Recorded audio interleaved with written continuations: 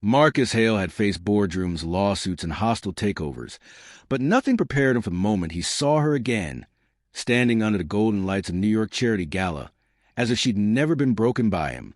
Claire Dawson, his ex-wife, the same woman he humiliated, betrayed, and discarded when he believed she was holding him back. But she wasn't alone.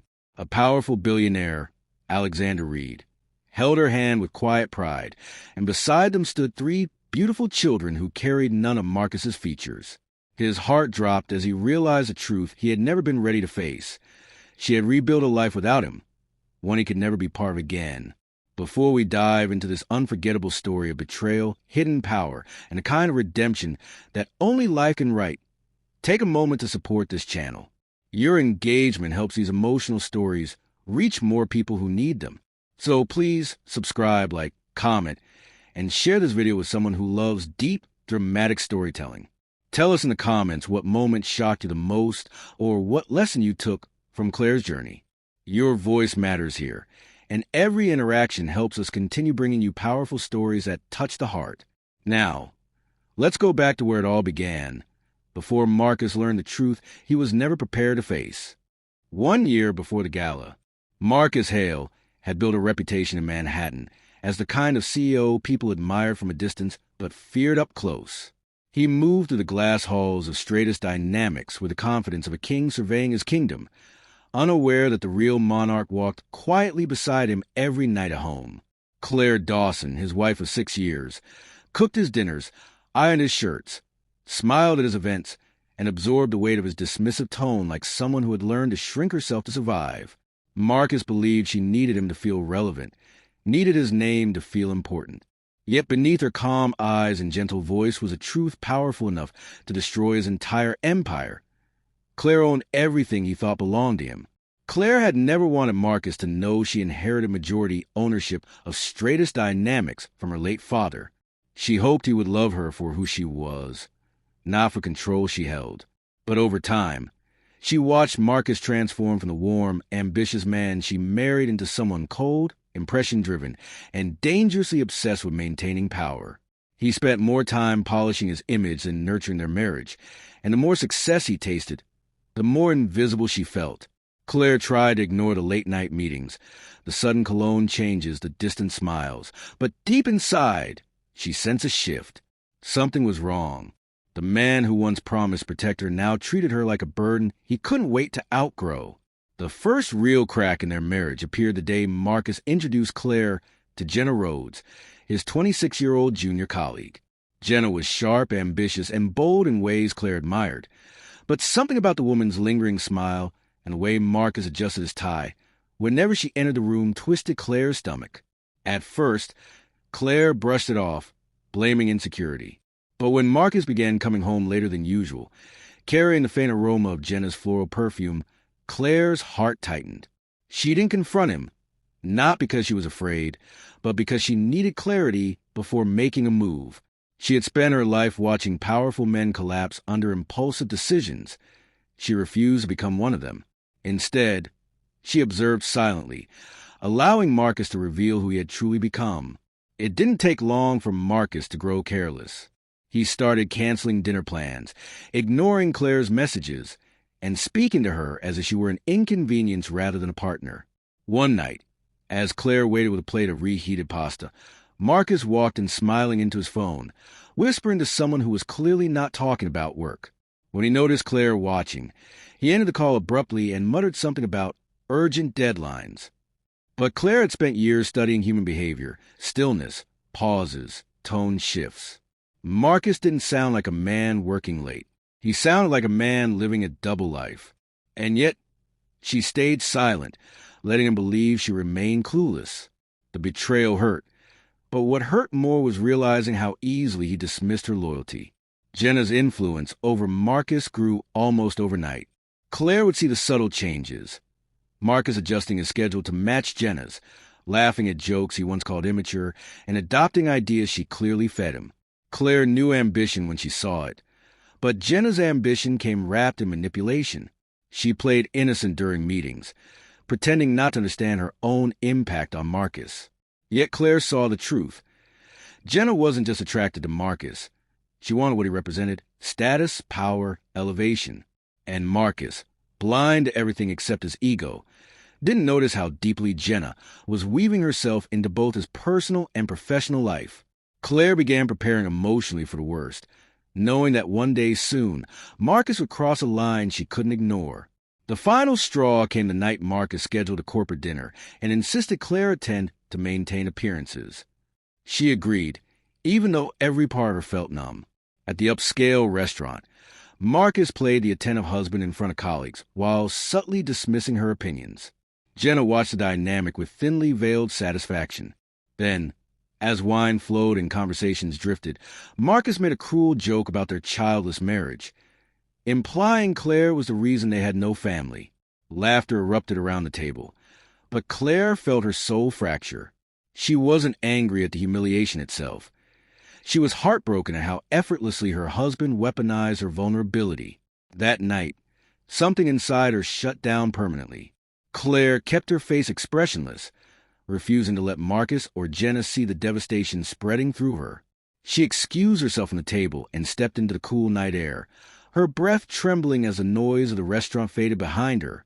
She remembered the countless nights she prayed for their marriage to work, the sacrifices she made, the dreams she suppressed.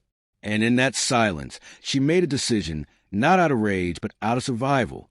She would no longer beg Marcus to choose her. She would choose herself. As she walked away from the restaurant, she felt a strange mixture of pain and clarity. Marcus believed he had humiliated her, but he had unknowingly handed her the strength she needed to finally walk away. Marcus didn't notice she had left until nearly 20 minutes later. When he finally stepped outside and found the curb empty, he cursed under his breath, annoyed at what he assumed was Claire being dramatic. He didn't realize she had already booked a private flight under the legal protection of her trustee, documents she had secured months before, anticipating that Marcus's rising arrogance would eventually turn dangerous. While Marcus returned to the dinner, trying to maintain his image, Claire was already en route to Seattle, carrying nothing but a suitcase, her legal papers, and the faint hope that somewhere beyond this heartbreak, she might rediscover herself. She didn't know what came next, but she knew she would never return to the life she had just walked away from. Back at Stratus Dynamics, Marcus's life continued as if nothing had happened. He assumed Claire would eventually return with an apology, begging for forgiveness he believed she owed him. Instead, he received an envelope the next morning, a formal notice of divorce from Claire's attorney. His confidence cracked instantly. Marcus searched her contacts, her emails, even her favorite cafes, but Claire had vanished without leaving a trace. That's when fear crept in. He wasn't afraid of losing Claire emotionally. He believed he could replace her. He was afraid of losing control. Claire had always been the stabilizing force behind his polished public persona, and without her, he felt an unfamiliar sense of emptiness he wasn't ready to admit. Meanwhile, Claire entered a new world of quiet streets, calm mornings, and anonymity in Seattle. She rented a modest townhouse overlooking the water, where she spent her days healing, journaling, and rebuilding herself piece by broken piece. For the first time in years, she felt free. No fake smiles, no sharp comments, no walking on eggshells. Still, the wounds Marcus left behind ran deep. She didn't want revenge. She wanted peace. But even as she rebuilt her life, Claire knew one truth Marcus had never suspected. She held the legal power to dismantle everything he believed he owned. And though she didn't intend to use it recklessly, she knew the day would come when Marcus's actions would catch up to him. She just didn't realize how fast that day was approaching. 3 months later, Seattle became Claire's sanctuary, a place where no one knew her past or marriage or the empire she technically owned. She spent her days walking through quiet markets, finding comfort in simple routines. With each sunrise, she felt pieces of herself returning. She reconnected with old hobbies, painting, reading, cooking meals she actually enjoyed. But even with her newfound peace, she couldn't fully escape the shadows of Marcus's betrayal. At night, she would sit by the window and wonder how she allowed herself to shrink so small for a man who didn't deserve her devotion. Healing wasn't linear. Some days she felt free, others memories cut deep. But one thing remained constant. She had no intention of ever returning to the life she left behind. Back in New York, Marcus's world began spiraling in ways he never expected. With Claire gone, Jenna assumed she now had a direct path to becoming the unofficial first lady of the company. She started inserting herself into meetings Marcus never invited her to, speaking on his behalf, and treating senior executives as if they reported to her. Marcus, blinded by guilt and confusion over Claire's sudden disappearance, didn't notice how aggressively Jenna was overstepping. Instead, he tried to reach Claire through mutual contacts, unaware she had already changed her number, moved her accounts, and erased every digital footprint leading to her. He told himself she'd return eventually, but deep down, a small part of him sensed something was slipping through his fingers, and he couldn't name what. The board of Stratus Dynamics, however, noticed everything. Claire's absence had created a strange shift in Marcus's behavior.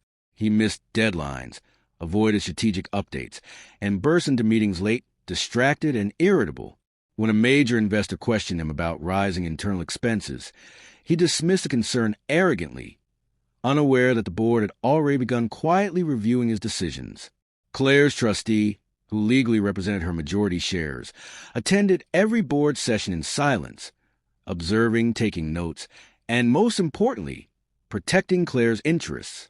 Marcus didn't know that Claire still controlled 62% of the company.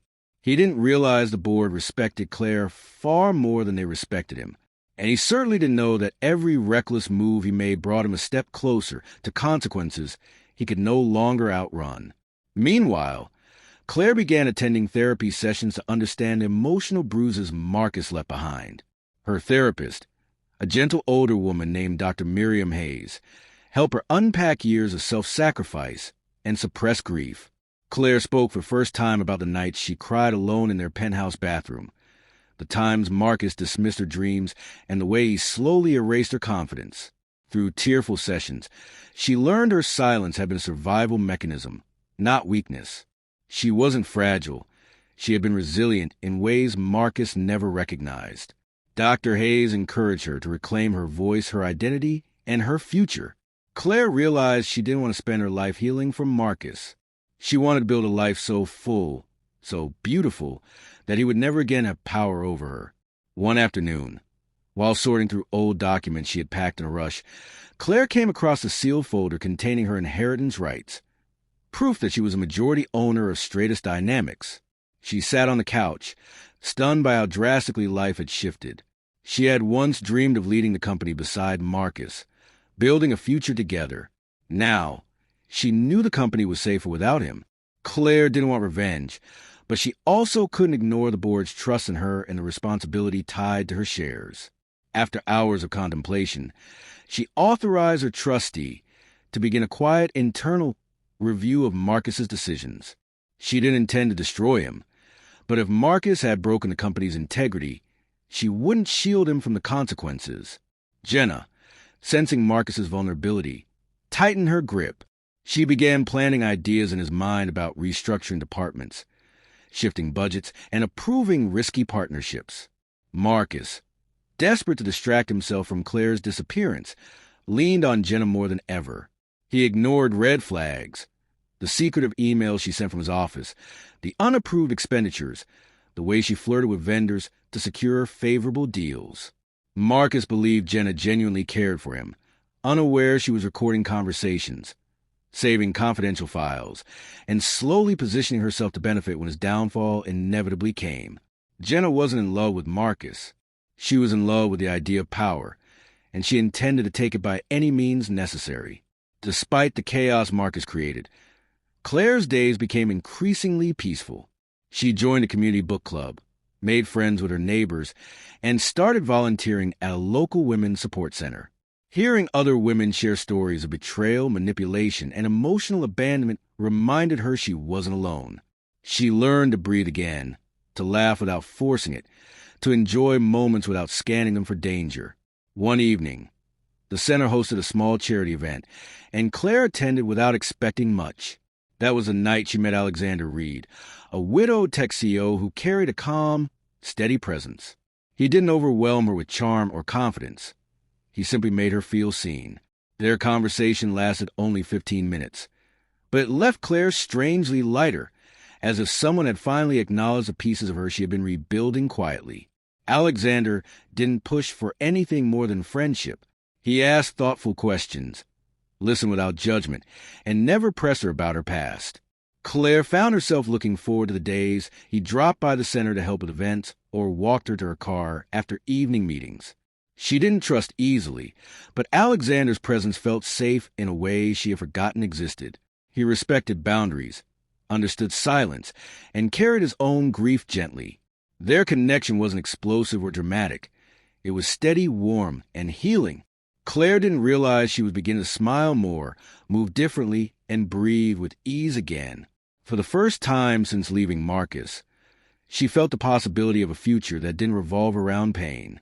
Back in New York, the board reached its limit.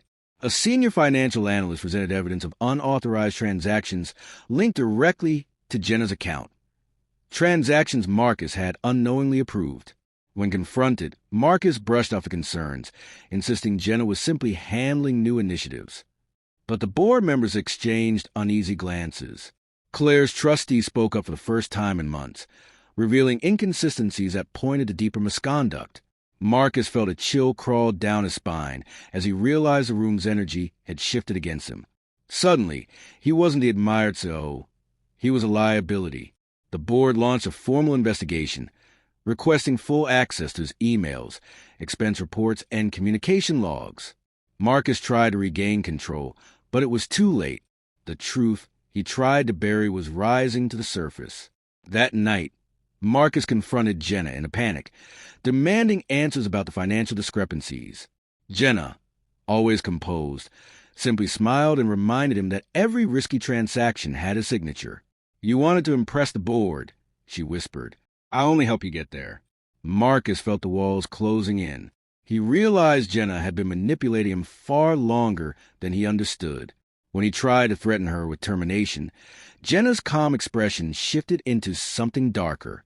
"Go ahead," she said softly, "but you won't survive the fallout. I know everything." With those words, she walked out, leaving Marcus trembling. For the first time, he understood the scale of the trap he had walked into, and the woman he once betrayed was now the only person with the power to expose him completely. The investigation deepens. The next morning, Marcus walked into the boardroom expecting another routine meeting, but the atmosphere felt heavier than usual. Files were stacked on the table.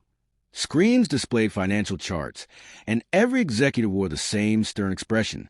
Claire's trustee, Mr. Alden Pierce, sat at the head of the table, an unusual position for him. When Marcus attempted to begin the meeting, Pierce calmly interrupted and revealed the findings of the internal audit. Forged signatures, unauthorized transfers, and inconsistencies tied directly to Marcus's approval chain. Marcus tried to defend himself, but every excuse sounded weaker than the last. And then came the blow that knocked the breath out of him. The board had discovered Jenna's involvement, and worse, the documentation showed Marcus's negligence had enabled her. For the first time, Marcus realized the company no longer saw him as a leader. Pierce slid a folder toward Marcus, containing voice memos, financial logs, and email exchanges Jenna had orchestrated behind his back. Each piece of evidence painted Marcus as complicit, irresponsible, and dangerously unaware of corporate protocols. The board members questioned him relentlessly, and although Marcus tried to redirect the blame, he lacked credibility. His words came out shaky, his explanation spiraled, and he quickly found himself cornered. He looked around the table, searching for even one sympathetic face, but saw only disappointment and caution. These weren't enemies. They were people who once believed in him. Pierce ended the meeting with a quiet but firm statement. "The company requires leadership grounded in integrity. At this moment, Mr. Hale, you cannot be that leader." Marcus felt the ground beneath him crumble. When Marcus returned to his office, Jenna was already clearing out her things. She didn't look shocked or panicked. She looked prepared. That terrified him more than anything. "You planned this," Marcus whispered, voice cracking. Jenna didn't deny it. Instead, she walked over, reached into her purse, and pulled out a flash drive. "This contains every file you signed without reading," she said. "Every message you ignored. Every decision you rushed because you were too distracted chasing admiration." Marcus felt his hands tremble. Jenna tilted her head and added, "You played yourself, Marcus. You were never careful." With that, she walked out of the office, leaving Marcus surrounded by the shattered fragments of the power he once took for granted. For the first time in years, Marcus felt genuinely afraid, not of losing his job, but of confronting the truth he had avoided for too long. He had built his success on arrogance, assumption, and appearances, not on leadership. Jenna hadn't simply betrayed him. She exposed the weaknesses he refused to acknowledge. His phone buzzed repeatedly with messages from legal, HR, and the board requesting immediate responses. He ignored them all and stared at the city skyline he once believed he ruled. Now, the same skyline seemed colder, distant, and indifferent, and Marcus realized he was no longer part of the world he fought so hard to dominate. The emergency board meeting was scheduled that evening. Marcus arrived early, hoping to negotiate, hoping anyone still believed in him. But when the board convened, there was no debate. His actions had jeopardized the company's financial integrity, violated internal policies, and placed Stratus Dynamics under potential legal risk. The vote was unanimous. Marcus Hale was officially removed as CEO. He felt the words echo in his chest like a death sentence. His title, his prestige, his influence, gone in a single decision. As he stood to leave, Pierce delivered the final blow gently but firmly. Your dismissal was not Claire's doing. It was your own choices and your refusal to see the truth. Marcus walked out with tears he refused to let fall. News of Marcus's removal spread quickly. Board members issued a discreet internal memo. Staff whispered in hallways, and Jenna vanished completely. No forwarding address, no explanation, nothing. Marcus returned to his penthouse expecting comfort, but the empty space only reminded him how alone he truly was. He tried to call Jenna, but her number was disconnected. He tried to call Claire, forgetting she had erased him from her life long ago. He went through old photos and saw a version of himself he didn't recognize, smiling beside Claire, looking fulfilled. The contrast between who he was and who he had become hit him with crushing weight. He had lost a woman who loved him first, and the company she built with her father. The following week, Marcus met with his legal team to discuss options, but the lawyers were blunt. He could not fight the board's decision without risking further financial exposure. Besides, Claire's trustee held controlling interest. There was no loophole, no leverage, no way out. He had no power left. Marcus walked home through the busy city, unnoticed by the people passing him. Once his presence turned heads. Now he was invisible. As he crossed a small park, he sat on a bench and buried his face in his hands. He finally understood the truth he had run from for years. Claire wasn't the weak one. He was, and losing her had cost him everything. Meanwhile in Seattle, Claire's healing journey continued gracefully. She wasn't trying to replace the life she lost. She was building a new one entirely. Alexander Reed became a consistent presence, offering friendship without pressure. Their connection deepened in slow, meaningful ways. Shared lunches, long conversations, quiet walks. Alexander never asked about Marcus, though he sensed Claire carried a heavy past. Instead, he simply created safe spaces for her to exist without fear. Claire found herself laughing again, real laughter that reached her eyes. She noticed how Alexander listened with genuine interest, how he remembered small details, how his kindness felt steady rather than performative. For the first time, she felt what emotional security truly meant. She wasn't falling in love. She was growing into it, carefully, beautifully, in her own time. One evening, after volunteering at the Women's Support Center, Claire walked to her car and found Alexander waiting with 2 cups of warm tea. "Long day?" he asked softly. Claire nodded, grateful for the gesture. They sat on a nearby bench overlooking the waterfront, the city lights shimmering on the water. Claire talked about the women she met that day, their resilience, their stories, their hope. Alexander listened with quiet admiration. When she admitted she sometimes felt guilty for moving on, Alexander gently shook his head. "Healing isn't betrayal," he said. "It's survival." Claire felt a warmth settle in her chest. For the first time, she allowed herself to imagine a future where she wasn't defined by Marcus's mistakes, but by her own strength. Back in New York, Marcus received a formal notice from the board informing him that his access to company systems had been revoked and his severance package suspended pending legal review. The language was cold, procedural, emotionless, the exact opposite of the life Claire once offered him. Marcus spent the evening pacing his empty living room, replaying every moment he dismissed Claire's contributions, every time he belittled her concerns, every sign he ignored. He finally whispered the truth aloud. I destroyed my own life. Accepting it didn't make the pain easier. It simply stripped away the illusions he had used to justify his behavior. And beneath all the arrogance, he found something he hadn't felt in years, regret raw and consuming, the kind that forces a man to confront who he truly is. A new chapter begins. Claire returned to Dr. Hayes one cool morning feeling steadier than she had in months. She handed over a sealed envelope she'd avoided opening since leaving New York, the duplicate of fertility evaluation Marcus once forced him to undergo. Dr. Hayes reviewed the file, her expression tightening slightly. Claire, these results indicate you were never the one with a fertility issue. The words sank in slowly, like warm water easing into old wounds. Claire stared at the page, reading it again and again, each line freeing her from a lie she had carried like shame. Marcus had looked her in the eyes, blamed her, mocked her, even humiliated her publicly, knowing the issue wasn't hers. Claire cried softly, not out of pain but from the relief of reclaiming a truth she never should have lost. That evening, Claire walked along the quiet Seattle waterfront, letting the newly discovered truth settle in her chest. Her heart felt both lighter and heavier. Lighter because she no longer bore the weight of Marcus's cruel narrative, heavier because of how deeply she had once believed it. Alexander spotted her from a distance as he left a community meeting and approached with gentle concern. You look like something broke and healed at the same time, he said softly. Claire let out a shaking laugh and admitted she had confronted a truth about her past she never expected. He didn't pressure her to explain. Instead, he walked beside her, silent and steady. His presence felt like a safe harbor, one she no longer feared anchoring to. That night, Claire realized Alexander wasn't just comfort. He was becoming home. Over the next few weeks, Claire found herself opening up more about her fears, her past, and what she hoped to rebuild. Alexander listened with a kind of patience that made her feel worthy of softness again. Their friendship deepened into something unmistakably tender.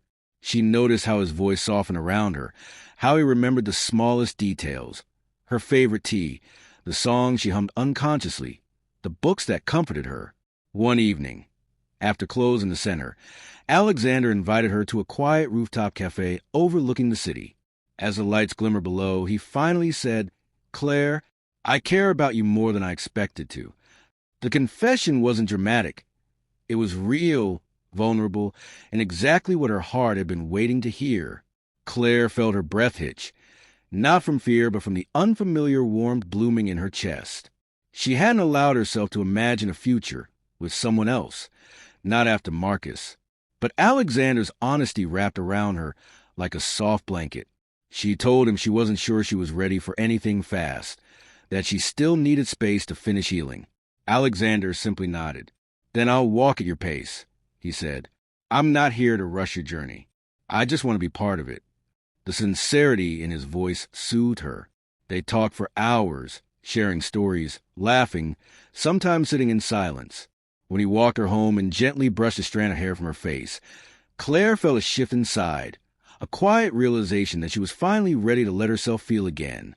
Meanwhile, in New York, Marcus's life sank deeper into disarray. Job offers evaporated, meetings canceled, former allies avoided him. But nothing prepared him for the confrontation that awaited when he stopped by the straightest dynamics, building to gather personal items. Pierce, Claire's trustee, intercepted him in the lobby with a sealed file. This is something you should have known, Pierce said. Marcus opened it, expecting more legal documents. Instead, he saw Claire's inheritance papers, dated, notarized, and legally binding, showing she had owned 62% of the company since before their marriage. His knees nearly buckled. Memories flooded back. Every insult, every moment he dismissed her, every time he mocked her lack of contribution. The truth hit him mercilessly. He had spent years belittling the woman who owned everything he lost. But the humiliation didn't end there.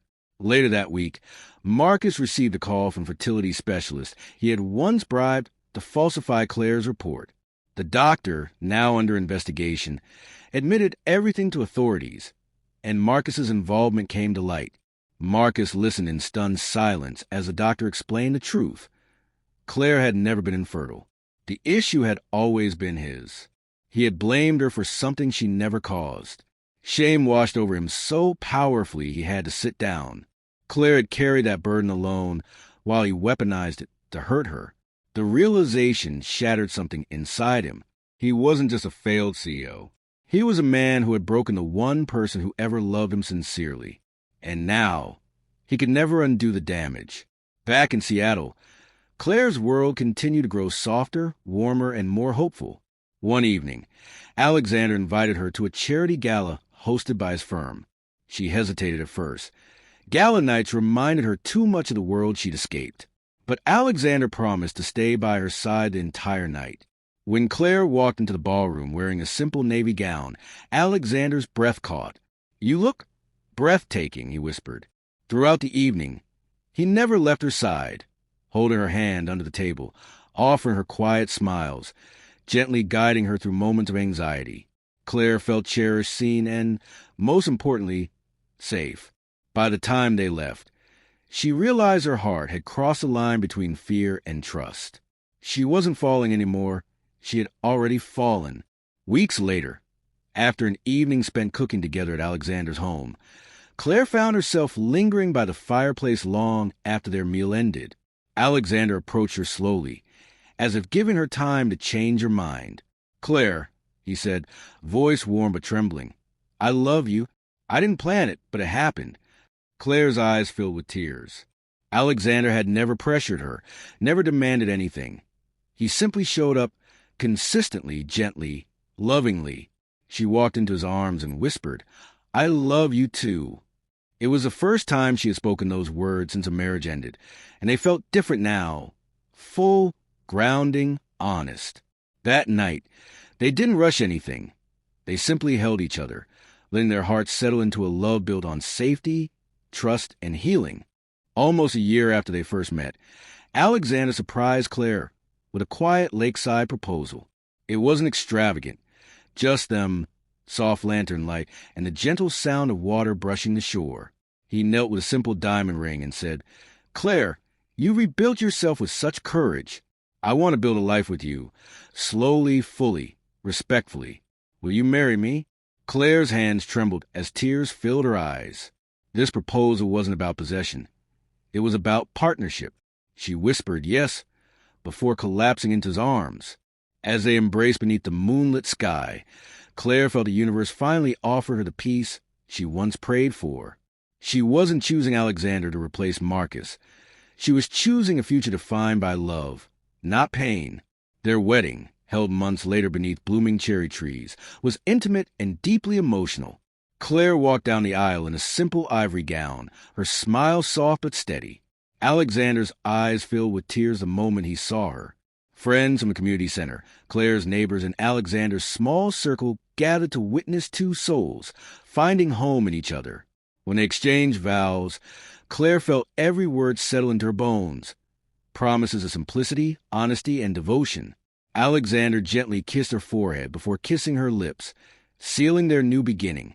That evening, surrounded by warm lights and heartfelt laughter, Claire realized her story had rewritten itself, not with revenge, not with bitterness, but with love growing out of the ashes she once feared would bury her.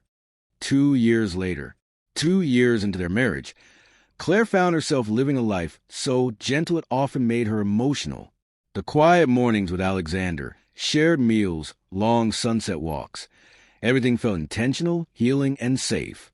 She had stopped counting time by the wounds of her past, and instead measured it through moments of peace she once believed she'd never experience. One crisp autumn morning, while drinking tea on their patio, Claire felt an unusual wave of dizziness. At first, she assumed it was stress, but something deeper tugged at her intuition. A few days later, after visiting her doctor, she sat in her car in stunned silence, tears blurring her vision. She was pregnant. For the first time in years, her body felt like hers again, capable, strong, whole. Alexander arrived home that evening to find Claire standing in the living room, holding the sonogram image with trembling hands.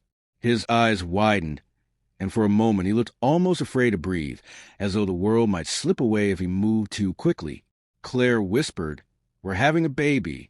Alexander covered his face with his hands before pulling her into his chest, letting out a shaky breath that sounded like relief, gratitude, and joy all at once. They sank onto the couch together, laughing and crying in disbelief. Claire rested her head on his shoulder and whispered, "I never thought this would be part of my story." Alexander kissed the top of her head and replied, "You deserve every joy life kept from you."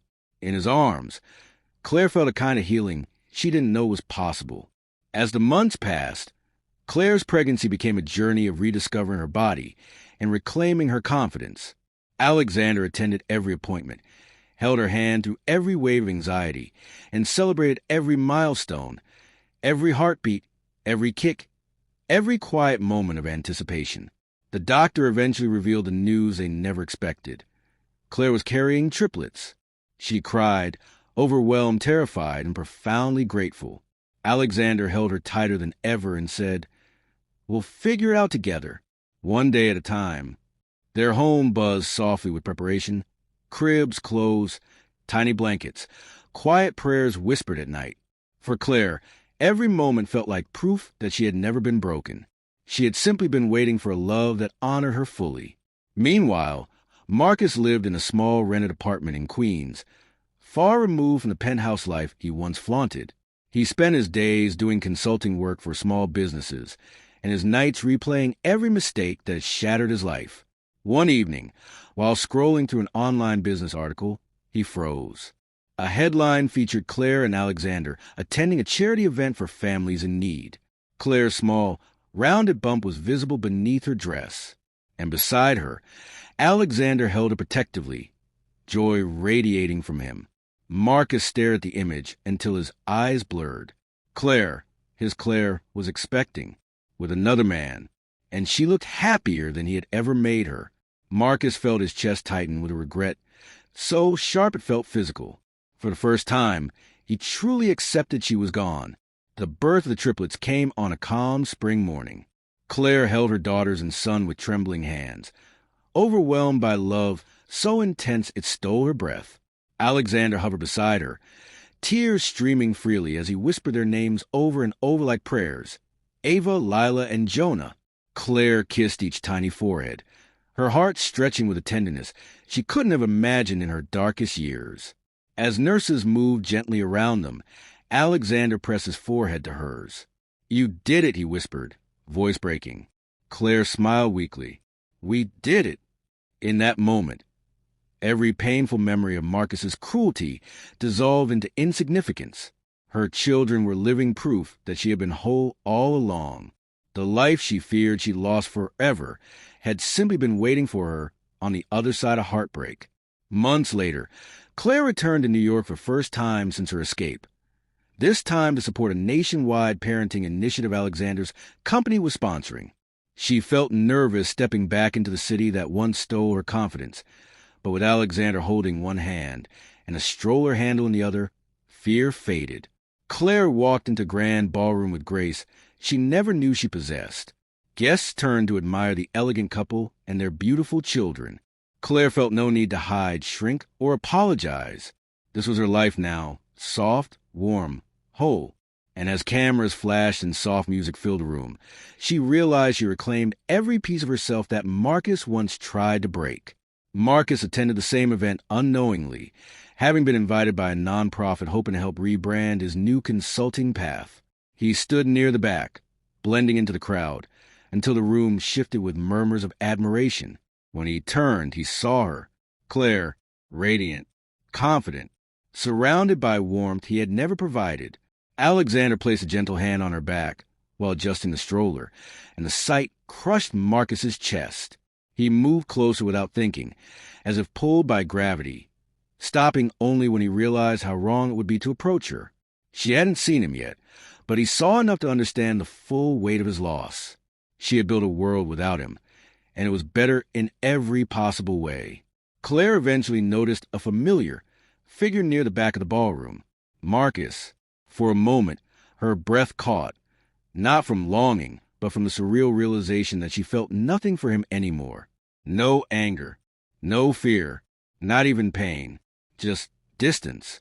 She turned toward Alexander, who caught the shift in her expression. "You okay?" he asked. Claire nodded with a soft smile. "Better than okay." She glanced back once more at Marcus, but only to acknowledge how far she had come. He looked smaller, diminished, swallowed by the consequences of his choices. Claire gently reached for Alexander's hand, grounding herself in the life she now owned fully. The past no longer held. Marcus lowered his gaze when Claire looked in his direction. He had imagined this moment so many times, falling to his knees, begging for forgiveness, asking for one more chance. But seeing her now, surrounded by genuine love, he knew approaching her would be selfish. He whispered to himself, "Let her be happy," even though the words stung. As he stepped back toward the exit, he paused to look at her one last time. She was glowing, not from wealth or status, but from peace. Marcus wiped his eyes quietly. This was his closure, not given by Claire, but earned through the consequences of his own choices. Claire exhaled deeply as the evening drew to a close, watching her children doze peacefully in their stroller. Alexander wrapped his arm around her gently and kissed the side of her head. "You did beautifully tonight," he murmured. Claire leaned into him, feeling a warmth that reached every corner of her heart. She looked around the ballroom, the soft lights, the gentle music, the echoes of admiration, and felt the completeness of her journey settle inside her. She had survived betrayal, rebuilt her identity, found love, created a family, and reclaimed her power, not through vengeance, but through healing. As they stepped out into the cool night air, Claire whispered to herself, "I'm home." It wasn't a place. It was the life she built from the ashes of the one that tried to break her.